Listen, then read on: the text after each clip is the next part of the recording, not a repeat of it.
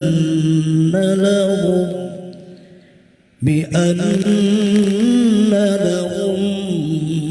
من الله فضلا كبيرا صدق الله العظيم. Assalamualaikum warahmatullahi wabarakatuh. Terima kasih kami ucapkan kepada Guru Fahril. Baik, selanjutnya mari kita dengarkan dan juga belajar bersama. Ini dia tausiah agama pada hari ini yang akan dibawakan langsung oleh Ustadz Abdul Somad LC. Kepada beliau waktu yang tersedia kami persilahkan. Bismillahirrahmanirrahim. Assalamualaikum warahmatullahi wabarakatuh. Alhamdulillah wassalatu wassalamu ala rasulillah sayyidina wa maulana wa syafi'ina wa zukhrina wa qurrati a'yunina Muhammad ibn Abdullah wa ala alihi wa sahbihi wa man da'a bida'watihi wa istanna bisunnatihi ila yaumi liqa'i rabbih wa ba'du. Yang sama-sama kita hormati guru kita Abah Guru Muaz beserta para guru yang tidak dapat ulun sebutkan satu persatu, sahibul bait beserta seluruh keluarga, hadirin hadirat, insyaallah semuanya kita dimuliakan Allah bi barakati sayyidina Muhammad sallallahu alaihi wasallam. A'udzu billahi minasyaitonir rajim. Alladzina atainahumul kitaba ya'rifunahu kama ya'rifuna abna'ahum. Ahli kitab mengenal Nabi Muhammad sallallahu alaihi wasallam kama ya'rifuna abna'ahum, sebagaimana mereka mengenal anak kandung mereka sendiri. Na'udzubillah, andai terjadi kecelakaan musibah lalu wajahnya hilang atau hancur, na'udzubillah wal iyadzubillah, hanya sebagai perumpamaan contoh, maka seorang ayah, seorang ibu melihat ujung jari kaki anaknya, dia sudah tahu ini anak saya. Beda dengan teman, beda dengan sahabat, beda dengan kawan. Jangankan wajah hilang, pakai helm aja udah nggak kenal lagi. Tapi kalau orang tua melihat dari ujung jari, jempol kaki, kelingking, dia sudah tahu ini anak saya. Maka ketika umat Islam membaca ayat ini, mereka mau ngetes, mau nguji apa betul orang ahli kitab itu mengenal Nabi Muhammad sallallahu alaihi wasallam. Maka mereka datang kepada seorang ahli kitab bernama Husain. Husain artinya tembok. Setelah masuk Islam namanya dirubah Nabi, namanya menjadi Abdullah. Nama ayahnya Salam. Abdullah bin Salam asli orang Yahudi di Madinah. Di Madinah ada 4 Yahudi, Yahudi Bani Nadir, Yahudi Bani Quraizah, Yahudi Qainuqa, Yahudi Khaybar. Salah satu dari Yahudi ini Husain masuk Islam. Setelah itu sahabat bertanya, wahai Husain, ya, dalam Al-Quran disebutkan kalian ahli kitab mengenal Nabi seperti mengenal anak kandung sendiri. Apa betul kamu mengenal Nabi Muhammad sallallahu alaihi wasallam seperti kamu mengenal Nabi, mengenal anakmu sendiri? Husain menjawab, saya lebih yakin Muhammad sallallahu alaihi wasallam itu nabi daripada anak yang di rumah itu anak kandung saya. Loh, kenapa begitu? Karena tanda-tanda yang saya baca dalam kitab suci saya persis ada pada dirinya. Anakmu kenapa kamu tidak yakin? Mohon maaf Bapak Guru. Boleh jadi istri saya berselingkuh dengan laki-laki lain dan saya tidak tahu. Maka benarlah sadaqallah, maha benar Allah dengan segala firman-Nya, orang ahli kitab lebih mengenal Nabi daripada mengenal anak kandung mereka sendiri. Itulah mengapa ketika Nabi datang ke kota Al-Madinah Al-Munawwarah, sampai di Quba hari Senin, nginap 4 malam, malam Selasa, malam Rabu, malam Kamis, malam Jumat. Jumat siang sampai setelah sholat Jumat, sampai di kota Yasrib yang namanya dirubah Nabi menjadi Al-Madinah Al-Munawwarah. Semua orang menyambut. Husain mengintip dari jauh, dia mau melihat ini Nabi yang asli atau Nabi palsu. Setelah dia lihat-lihat tanda-tandanya ada, Lalu dia pun mendekati Nabi Muhammad sallallahu alaihi wasallam dan dia menyatakan asyhadu an la ilaha illallah wa asyhadu anna Muhammadar Rasulullah sallallahu alaihi wasallam. Pada pandangan pertama langsung masuk ke rumah, dan setelah itu orang-orang Yahudi pun datang.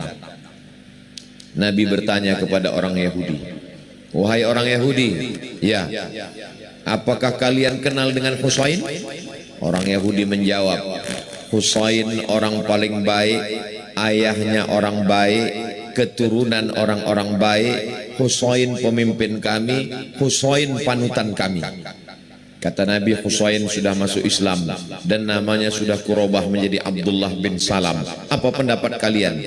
Husain orang pendusta, bapaknya pendusta, nenek moyangnya pembohong, orang paling jahat, keturunan orang jahat di antara kami. Begitulah cepatnya orang Yahudi berbalik ketika orang itu percaya kepada Nabi Muhammad sallallahu alaihi wasallam.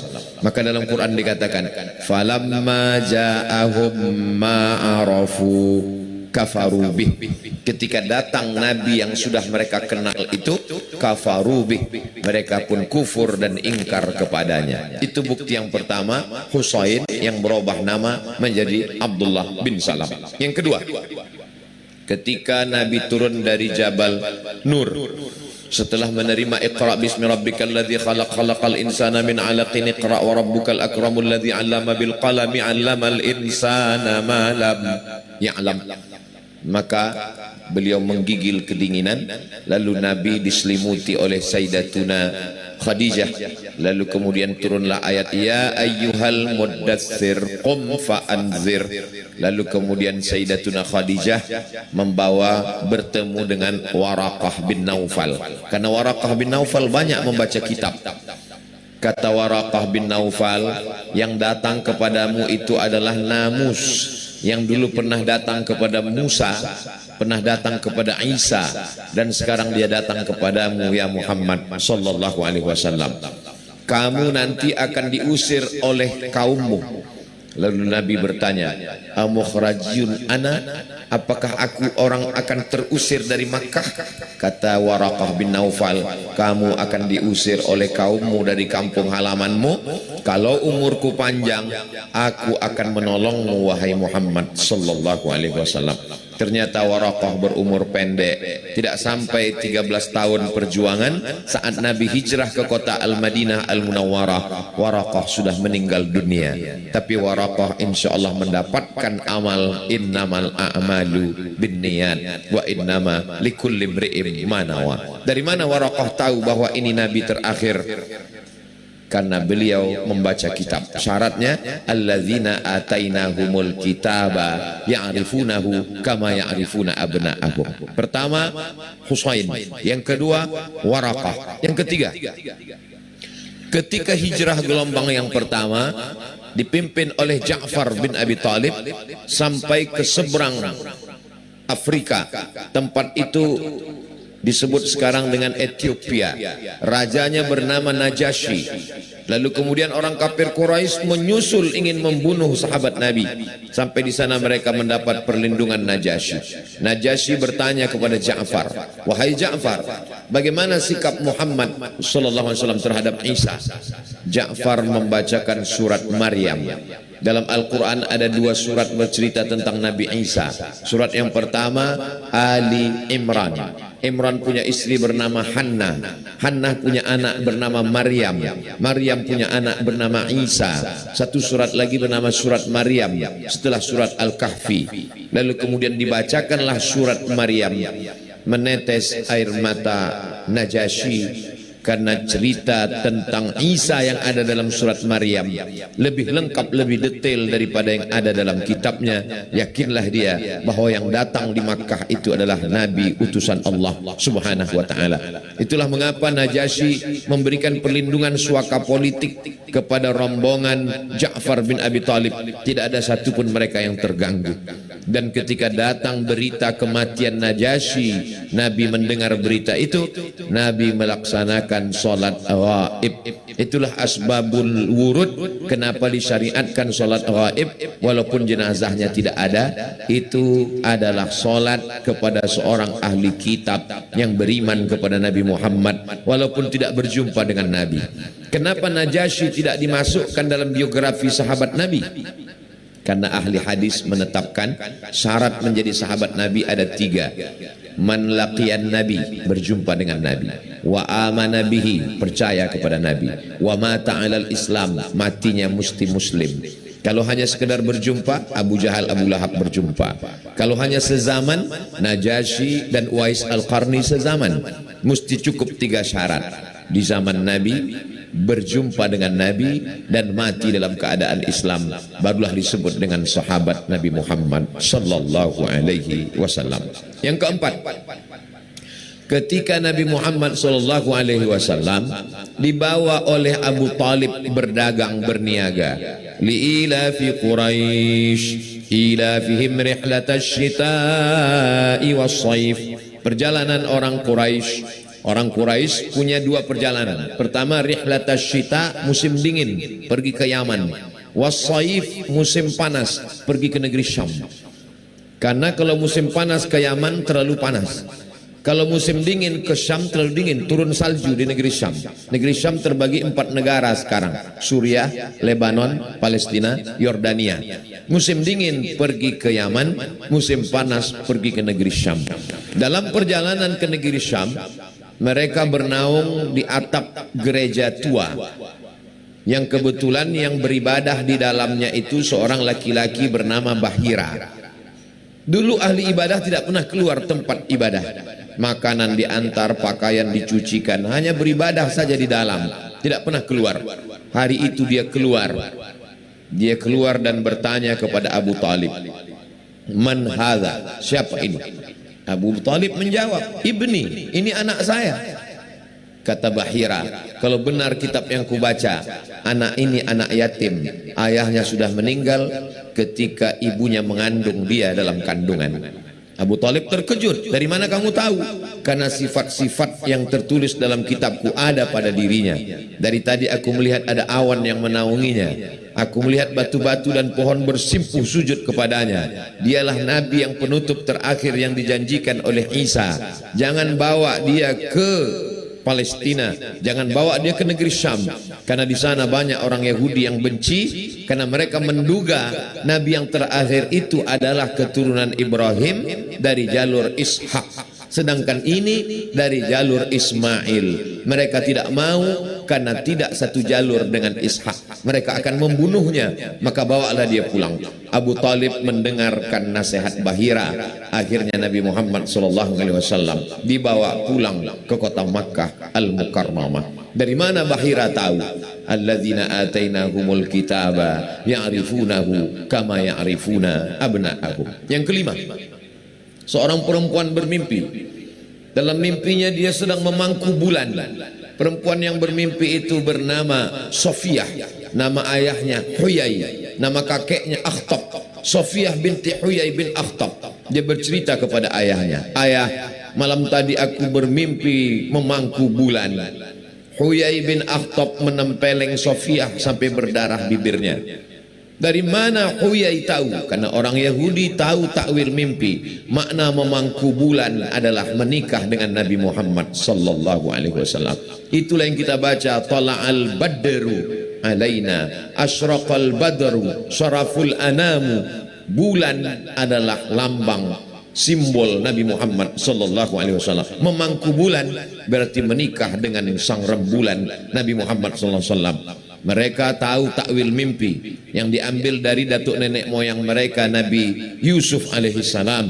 Lalu kemudian tidak bisa takdir itu ditolak. Akhirnya Sofiyah menikah dengan Nabi Muhammad sallallahu alaihi wasallam. Walaupun Huyai bin Akhtab tidak setuju, dia tidak mau, tapi rupanya Allah berkata, innama amruhu idza arada syai'an ayyaqula lahu kun fayakun. Yang ditetapkan Allah takdir tetap juga terwujud. Salah satu dari istri Nabi adalah seorang dari kalangan Yahudi. Yang keenam, ketika Nabi mengirim surat. Surat itu dibawa oleh seorang laki-laki bernama Huyai bin Akhtab, menyeberang Laut Merah, sampailah mereka ke sebuah kota bernama Alexandria. Kota itu didirikan oleh Alexander the Great. Kota itu sekarang bernama Al-Iskandariyah, 200 km dari Kairo, Mesir. Sampai di sana surat itu diserahkan kepada pemimpin Alexandria bernama Jirjis, gelarnya Muqawqis. Surat itu sampai kepadanya, dia baca, aslim, masuk Islamlah engkau, taslam, maka kau akan selamat. Wa illa, kalau engkau tidak masuk Islam, maka semua dosa rakyatmu engkau yang akan menanggungnya. Dia memuliakan surat Nabi Muhammad sallallahu alaihi wasallam. Setelah itu surat dimuliakan, dia kirimkan kepada pembawa surat Hatib bin Abi Balta'ah hadiah-hadiah.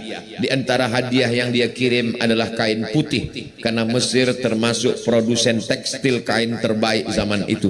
Kain itu disimpan oleh Nabi Muhammad sallallahu alaihi wasallam. Mesir waktu itu produsen madu dari satu provinsi namanya Banha. Dia kirimkan asal Banha, madu dari Banha. Madu itu diminum oleh Nabi Muhammad sallallahu alaihi wasallam. Dia kirim satu kendaraan bighal, lebih besar dari keledai, lebih kecil dari kuda. Bighal itu ditunggangi Nabi Muhammad sallallahu alaihi wasallam. Dia kirim 2 orang perempuan. Yang perempuan pertama bernama Maria Al-Qibtiyah, yang kedua perempuan bernama Sirin. Sirin itu diberikan Nabi kepada seorang penyair yang luar biasa. Setiap mau berperang diperintahkan Nabi kepada dia untuk bersyair, tapi dia susah, dia tidak punya harta. Nabi memberikan perempuan Mesir itu kepada dia. Laki-laki penyair itu bernama Hasan bin Sabit. Atas dasar itulah maka ulama menyusun syair-syair. Kita mengenal ada namanya syair burdah, ada namanya syair dibai, ada namanya syair simtud durar, dikenal juga dengan syair Habsyi karena ditulis oleh Al-Habib Ali Al-Habsyi, turun kepada Al-Habib Alawi, turun kepada anaknya Habib Anis bin Alawi bin Ali Al-Habsyi. Kita juga mengenal ada namanya Abdiyaul Lami. Di kampung saya yang tua dibaca Al-Barzanji. Ada lagi burdah yang ditulis oleh Imam Al-Busiri. Kenapa mereka berlomba-lomba menulis syair ini? Karena pada zaman Nabi bersyair tidak dilarang. Wa ma 'allamnahu syi'ra wa ma yanbaghilah. Kami tidak mengajarkan syair dan tidak layak bagi dia. Karena zaman dulu banyak penyair, penipu, pembohong, pendusta, memperindah kata hanya ingin memuji penguasa. Tapi penyair yang baik seperti Hasan bin Thabit diberikan Nabi hadiah. Maka penyair yang baik, yang lembut, layak untuk mendapatkan hadiah. Diberikanlah hadiah bernama Sirin. Bagaimana dengan perempuan satu lagi bernama Maria Al-Qibtiyah? Dari Maria itulah lahir seorang anak laki-laki Nabi Muhammad sallallahu alaihi wasallam.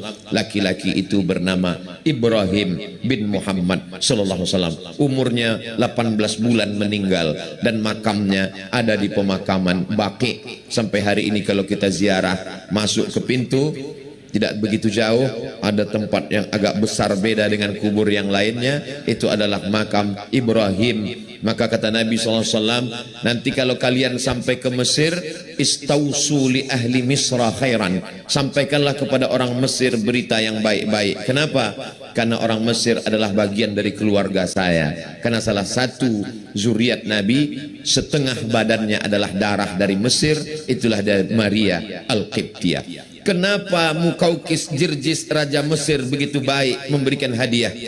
Karena dia tahu bahwa yang datang itu adalah Muhammad sallallahu alaihi wasallam, Nabi yang diutus Allah untuk semesta alam, yang pernah disebutkan oleh Nabi Isa alaihi salam. Yang ketujuh, Nabi berkirim surat kepada Hiraqal. Hiraqal menerima surat itu. Dia cium surat Nabi Muhammad sallallahu alaihi wasallam. Salamun ala man ittaba'al huda. Siapa yang masuk Islam maka dia akan selamat. Wa illa, kalau kamu tidak masuk Islam, fa alaika dzambul arisiyin. Semua dosa orang Eropa kau yang akan menanggungnya, wahai Hiraqal. Lalu kemudian surat itu diberinya minyak wangi. Setelah surat itu diberinya minyak wangi, dimasukkannya ke dalam kotak kayu, diletakkannya, diciumnya, diletaknya di tempat yang atas dan mulia. Kenapa Hiraqal begitu memuliakan surat Nabi? karena dia tahu bahwa surat itu bukan datang dari manusia biasa, tapi dari seorang rasul yang diutus Allah Subhanahu wa taala. Sampai akhirnya dia mendapat berita ada pedagang yang datang dari kota Makkah. Pedagang itu bernama Abu Sufyan. Abu Sufyan belum masuk Islam, maka dia minta kepada tentaranya, cari pedagang yang baru datang dari Makkah. Mereka menangkap Abu Sufyan, dibawa ke hadapan Hirqal. Dialog antara Abu Sufyan dengan Hirqal diceritakan oleh Abu Sufyan, diriwayatkan oleh Imam Muhammad bin Ismail bin Ibrahim bin Al-Mughirah bin Bardisbah dalam kitab Sahih Al-Bukhari. Diulang lebih dari 3 kali cerita itu. Hirqal bertanya melalui penterjemahnya, karena dia tidak bisa bahasa Arab dan Abu Sufyan tidak bisa bahasa Roma. Dia bertanya, wahai Abu Sufyan, ahlan wa sahlan wa marhaban bikum, barakallahu fikum Sayyidi Al-Habib.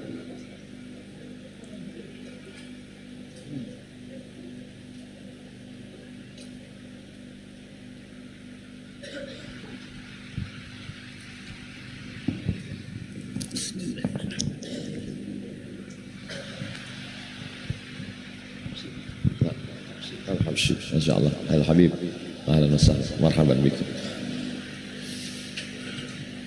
Bagaimana orang yang mengaku nabi itu, apakah ada ayah kakeknya dulu raja? Kata Abu Sufyan, tidak ada, dia keturunan raja.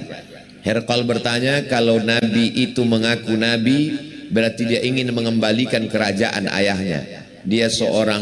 Ayahnya seorang pedagang. Dia bernama Abdullah bin Abdul Muttalib bin Hashim bin Abdi Manaf bin Qusay. Lalu kemudian ditanya, apakah dia pernah berdusta, dikenal pendusta waktu masih muda? Abu Sufyan menjawab, dia tidak pernah berdusta, bahkan kami menggelarnya Al-Amin. Lalu kemudian ditanya lagi, bagaimana kehidupannya? Dia orang yang baik, orang yang jujur, orang yang amanah, mengajak silaturahim, selalu berbagi kepada orang-orang yang susah. Sampai pada akhirnya apa kata Hirqal? Lau sadaqta ma sadaqta lama laka mawdi'a qadamayya hadha. Kalau benar ucapanmu wahai Abu Sufyan, maka orang yang kau sebut itu akan menguasai tempat kakiku berdiri ini. Mawdi'a qadamayya hadha, tempat kakiku berdiri ini akan dikuasainya nanti. Apa yang dikatakan oleh Hirqal terwujud. Tempat berdirinya itu adalah kota Damaskus, dan Damaskus itu sekarang menjadi ibu kota Suriah, negeri Islam pada pemerintahan Bani Umayyah. Dari mana Hirqal tahu? Karena dia tahu ketika dia panggil menteri-menterinya, kelihatannya dia mau bersyahadat.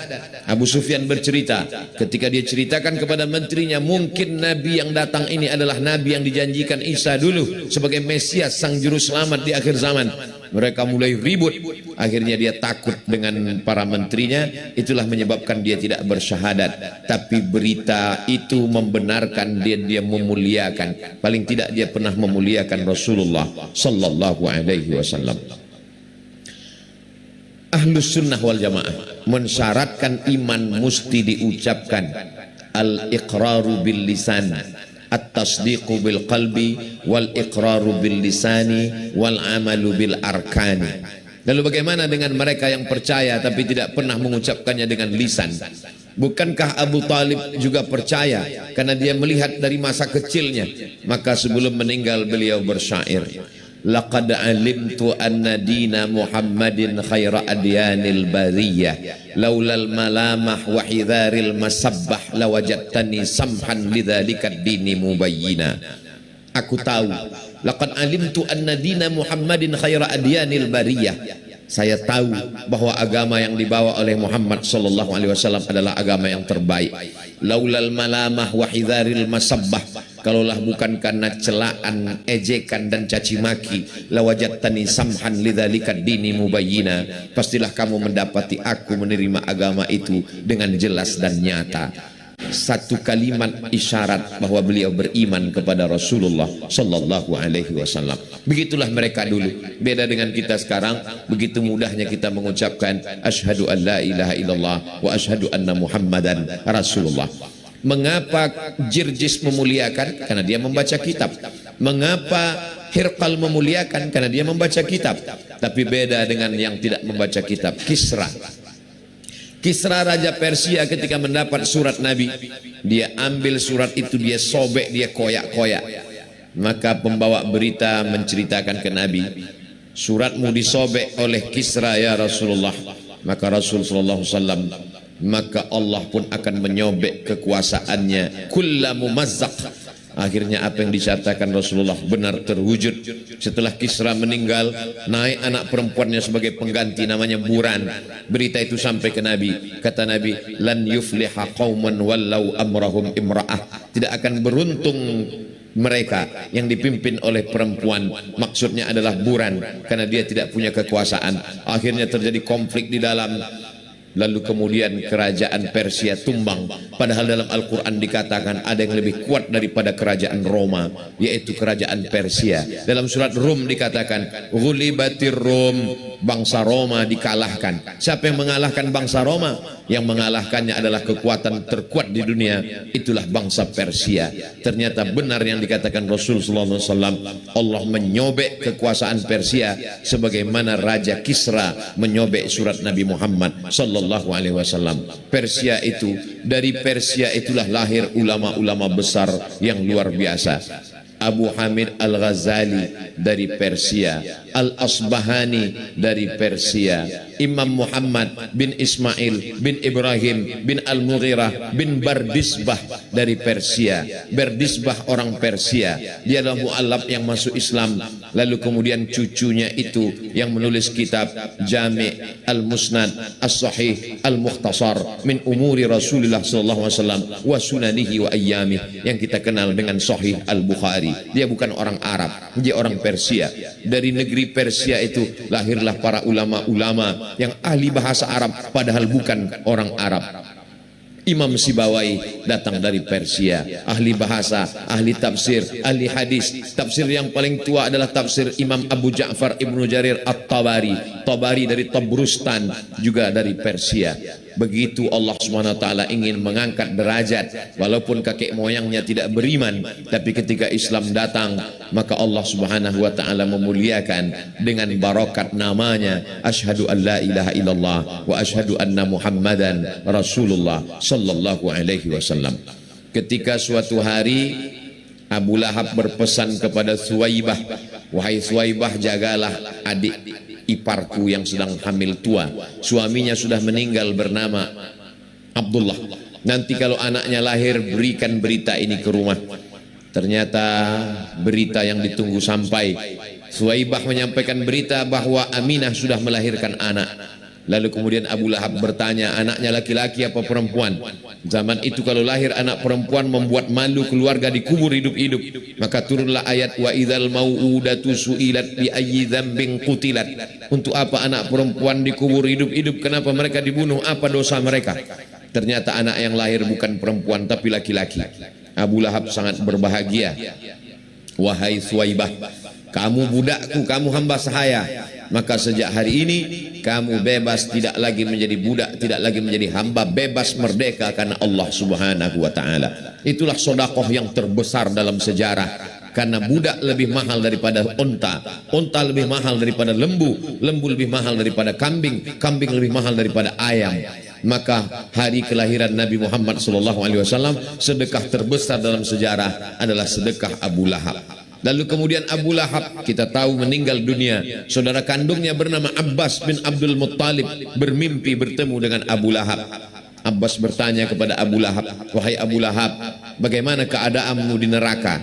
Kata Abu Lahab, khuffifa alayya li kulli isnain, azabku diringankan setiap hari Isnin, li'itaqi Suwaibah, karena saya memerdekakan Suwaibah. Maka bersyairlah seorang ahli hadis, Al-Hafiz Al-Maqdisi. Apa kata Al-Hafiz Al-Maqdisi?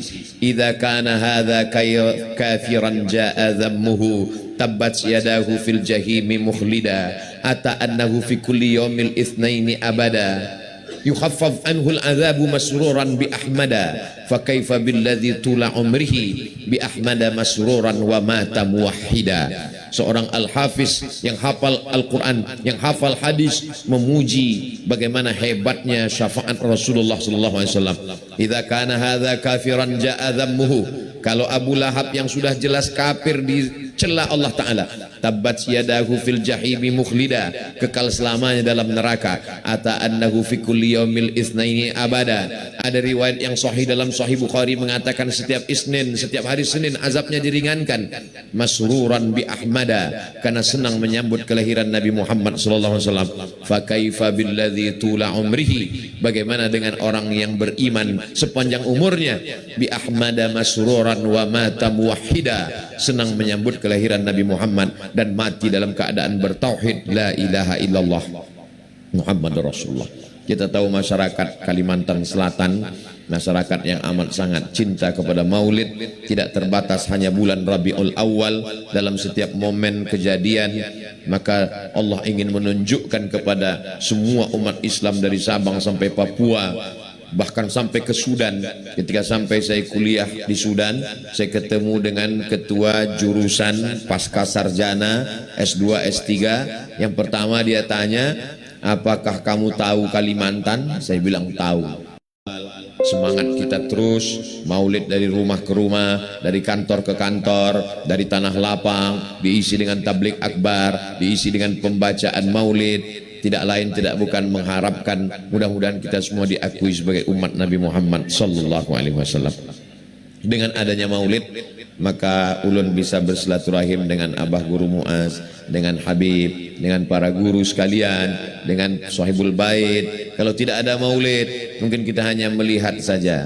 Ulun melihat Abah Guru Muaz di Instagram, dikirim orang gambar, waktu orang bersalaman tiba-tiba wajah Abah Guru berubah. Ulun dapat tuh videonya. Hari ini baru bertemu, bertatap muka.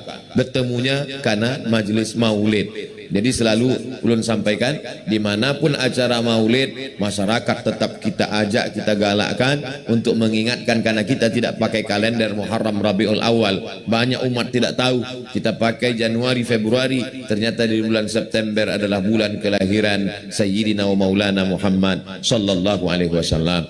Imam Al-Hafiz Jalaluddin Abdurrahman As-Suyuti dalam kitab Al-Hawi lil Fatawi bercerita tentang seorang raja sultan yang amat sangat soleh. Dia mengadakan maulid yang paling besar dalam sejarah, maka disembelihkanlah kambing, lembu, onta, semuanya. Jumlah piring yang dibagikan berjumlah 3.000 piring makanan, dan manisannya berjumlah 5.000 piring manisan untuk mengenang kelahiran Nabi, membangkitkan semangat untuk melawan musuh-musuh Allah.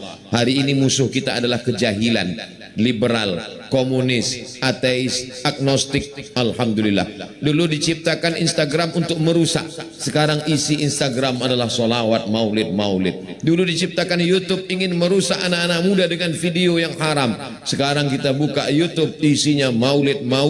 Kita tahu maulid yang ada di Kalimantan Selatan, yang ada di Martapura, itu dari YouTube. Kami yang dari Sumatera, dari Jawa, dari Sulawesi tahu semua melalui YouTube. Diciptakan TikTok, dulu TikTok itu isinya ulat pinang sama ulat sagu, sekarang isinya maulid, solawat. Begitu rupanya Allah ingin menunjukkan. Kalian pikir bisa merusak umat Nabi Muhammad SAW di akhir zaman? Yuriduna ayyutfi'u nurallah, mereka ingin memadamkan cahaya Allah. Wallahu mutimmu nurihi, Allah ingin menyempurnakan cahayanya. Mereka menyangka anak muda akhir zaman akan rusak. Hari ini apa yang terjadi? Di mana saja majlis maulid, yang membaca, yang memukul hadrah, yang memukul gendang adalah anak-anak muda. Sebagian besar yang hadir adalah anak muda pencinta Nabi Muhammad sallallahu alaihi wasallam. Mereka yang dijanjikan oleh Nabi. Aku melihat mereka minum dari haud telagaku. Sahabat berkata, kamikah itu ya Rasulullah? Antum ashabi, kalian sahabatku.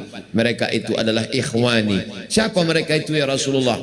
Amanu bi walam yarawni, mereka percaya kepadaku walaupun mereka tidak pernah berjumpa denganku. Mereka yakin dengan aku. Mudah-mudahan kita termasuk di dalam golongan itu insyaallah. Pada kesempatan yang baik dan mulia ini, perjalanan Al-Fakir ke Kalimantan Selatan setahun hanya datang 1 kali saja, 3 malam. malam Sabtu, malam Ahad, malam Senin, dan ini adalah terakhir sebelum ke airport. Alhamdulillah pertemuan yang terakhir diisi dengan Maulidur Rasul. Mudah-mudahan ulun diberikan istiqomah, diberikan kebaikan dunia akhirat, dijauhkan dari sifat riya, sifat sum'ah, sifat takbur, sifat ujub. Mohon doa dari semua sahabat, kawan, jamaah, bil khusus abah guru, para habaib, an ausila ila qarabati Rasulillah sallallahu alaihi wasallam, menyambung silaturahim dengan zuriat Rasulullah sallallahu alaihi wasallam. Ahabbu ilayya, lebih aku sukai daripada menyambung silaturahim dengan keluargaku sendiri. Begitu kata Sayyidina Abu Bakar Siddiq radhiyallahu an dalam Sahih Al-Bukhari, bagaimana beliau yang dijamin masuk surga lebih suka menyambung silaturahim dengan keturunan Rasulullah sallallahu alaihi wasallam. Dengan maulid kita bisa menyambung silaturahim dengan para habaib, dengan orang-orang yang kita cintai, mengenal Rasulullah. Karena isi daripada maulid itu tidak keluar dari tiga. Yang pertama sirah, sejarah Nabi. Yang kedua puji-pujian kepada Nabi. Yang ketiga adalah zikir dan doa. Maka andai tertidur sekalipun, maka tetap mendapatkan manfaat daripada zikir, dibanggakan kepada Rasulullah sallallahu alaihi wasallam. Majtama'a qaumun, sekelompok orang berkumpul, yadhkurunallah, berzikir mengingat Allah. Lalu kemudian apa yang dibalaskan Allah? Diberikan Allah balasan, nazalat alaihimus sakinah, turun ketenangan, haffat bihimul malaikah, dikelilingi malaikat, wasyat bihimur rahmah, diliputi rahmat kasih sayang Allah. Dan yang paling membanggakan, wa dzakarahumullahu fi man indah, mereka dibanggakan Allah, mereka dibanggakan Rasulullah. Dan semua perbuatan maulid yang kita lakukan itu diperlihatkan oleh tiga, ditunjukkan kepada yang tiga. Wa qul i'malu, beramallah kamu, fasayarallah, Allah yang melihat, wa rasuluhu, Rasulullah sallallahu alaihi wasallam melihat majlis maulid kita, wal mu'minun, orang beriman. Kata Imam Al-Hafiz Abul Fida Ismail Ibnu Katsir dalam tafsir Al-Quranil Azim, makna orang meninggal melihat ayah ulun, ibu ulun yang sudah meninggal dunia, melihat ulun hari ini bersama dengan abah guru, dengan para guru, dengan habaib, membaca maulid Rasul sallallahu alaihi wasallam. Kenapa? Karena mereka yang sudah meninggal dari alam barzah melihat amal anak cucunya, dan yang dia lihat adalah memuliakan Rasulullah sallallahu alaihi wasallam. Itu yang dapat ulun sampaikan pada kesempatan yang baik dan mulia ini. Mudah-mudahan yang baik-baik datang dari Allah, mendatangkan manfaat. Yang tidak baik diampunkan Allah Subhanahu wa taala. Aqulu qauli hadza astaghfirullah li wa lakum. Mohon maaf bila ada kurang adab, kurang akhlak, mohon dimaafkan. Wastaghfirullah li wa lakum. Wassalamualaikum warahmatullahi wabarakatuh. Alhamdulillahirabbil alamin. Terima kasih banyak kepada Ustaz Abdul Somad, sangat luar biasa sekali. Semoga kita bisa selalu ya untuk bisa mengingat dan juga mendapatkan pelajaran dari Rasulullah sallallahu alaihi wasallam.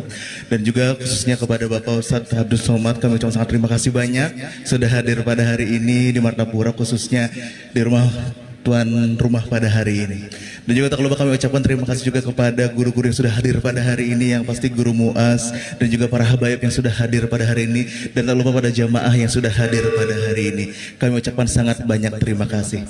Baik, itu tadi kita sudah dengarkan tausiah pada hari ini. Terima kasih sekali kami ucapkan kepada jamaah yang sudah hadir, dan juga ucapan terima kasih dari Bapak Haji Muhammad Ros keluarga kepada tamu undangan yang sudah hadir pada hari ini. Baik, itu saja. Untuk sebelum kita tutup, kita doa dulu kepada Abah Guru. Kami mohonkan untuk doa terlebih dahulu. Oke, sebelum kita tutup.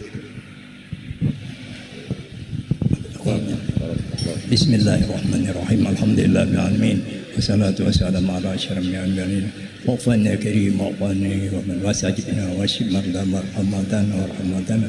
Allahumma qas ummat Sayyidina Muhammad sallallahu alaihi wasallam. Allahumma haram ummat Sayyidina Muhammad sallallahu alaihi wasallam. Allahumma afi ummat Sayyidina Muhammad sallallahu alaihi wasallam. Allahumma aslih ummat Sayyidina Muhammad sallallahu alaihi wasallam. Allahumma farrij ummat Sayyidina Muhammad. Allahumma man bil iman fazidna, wa man bil islam fazidna, wa man bi afiyasan minha. Ilahana tubana taubatan suha, ilahana tubana taubatan suha, ilahana tubana suha. Wa sallallahu Muhammad wa alihi wasallam bi qaddi subhanahu wa ta'ala. Alhamdulillah. Alhamdulillahirrabbilalamin. Terima kasih banyak kami ucapkan kepada Guru Muas. Baik, sebelum kita tutup, kita abadikan momen dulu pada hari ini. Jamaah mohon tetap di tempat sebentar. Kita berfoto bersama dulu dari Pak Ustadz Haji Abdul Somad dan juga para guru dan para baib. Mohon izin.